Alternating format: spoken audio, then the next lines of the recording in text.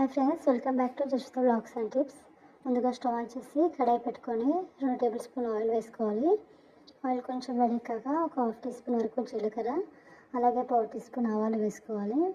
అది కాస్త ఫ్రై అయ్యాక అందులో కట్ చేసి పెట్టుకున్న ఉల్లిపాయ, పచ్చిమిర్చి వేసుకోవాలి.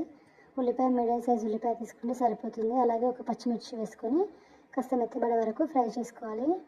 ఇది కాస్త మెత్తబడాక ఇందులోనే ఒక హాఫ్ టీ స్పూన్ వరకు అల్లం వెల్లుల్లి పేస్ట్ వేసుకొని పచ్చివాసన పోయే వరకు ఫ్రై చేసుకోవాలి.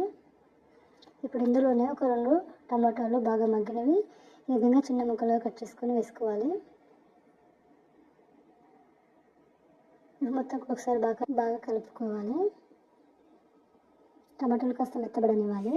అలాగే ఇందులోనే ఒక రెమ్మ కరివేపాకు వేసుకొని ఒకసారి మొత్తం కూడా కలిపేసుకొని మనం ముందుగానే కట్ చేసి కడిగి పక్కన పెట్టుకున్న చిక్కుడుకాయ ముక్కలు వేసుకొని మొత్తం కూడా ఒకసారి బాగా కలిపేసుకోవాలి. ఈ విధంగా మొత్తం కూడా కలిసే విధంగా బాగా కలుపుకోవాలి. ఒక 2-3 నిమిషాల పాటు ఆయిల్లో బాగా మగ్గనివ్వాలి. ఈలోపు మనం మసాలా రెడీ చేసుకుందాం. ఒక మిక్సీ జార్ తీసుకొని అందులో వేయించిన పల్లీలు 1 టేబుల్ స్పూన్, అలాగే ఒక చిన్న కొబ్బరి ముక్క కట్ చేసుకొని వేసుకోవాలి. 1.5 టీ స్పూన్ వరకు కారం పొడి వేసుకోవాలి.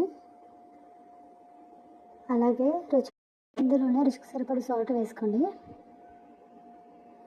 ఒక 6 వెల్లుల్లి రెబ్బలు కూడా వేసుకోవాలి. అలాగే ఒక హాఫ్ టీ స్పూన్ వరకు పసుపు, ఒక 4-5 రెక్కల చింతపండు వేసుకోవాలి. చపాతీలోకి అయితే చింతపండు అవసరం లేదండి. అలాగే చివరిలో ఒక హాఫ్ టీ స్పూన్ జీలకర్ర వేసుకొని మిక్సీ పట్టి పక్కన పెట్టుకోవాలి.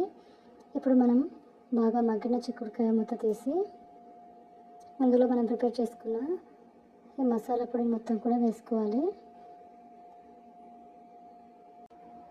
మొత్తం కూడా ఒకసారి బాగా కలిపేసుకొని మీ గ్రేవీ కన్సిస్టెన్సీని బట్టి ఎక్కువ తక్కువగా వాటర్ యాడ్ చేసుకోండి.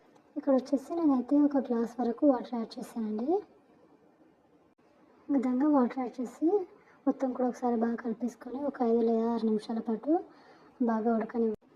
ఈ విధంగా ఆయిల్ పైకి తేలుతున్నప్పుడు మీ టేస్ట్కి తగ్గట్టుగా కొత్తిమీర లేదా పుదీనా వేసుకొని సర్వ్ చేసుకోవాలండి. చాలా సింపుల్ ప్రాసెస్ అండ్ చాలా టేస్టీగా ఉంటుంది. ఒక్కసారి ఈ విధంగా మీరు ట్రై చేసుకొని తిన్నట్లయితే ప్రతిసారి ఇలాగే తింటారు. చాలా బాగుంటుందండి. చిన్నపిల్లలు కూడా ఇష్టంగా తింటారు.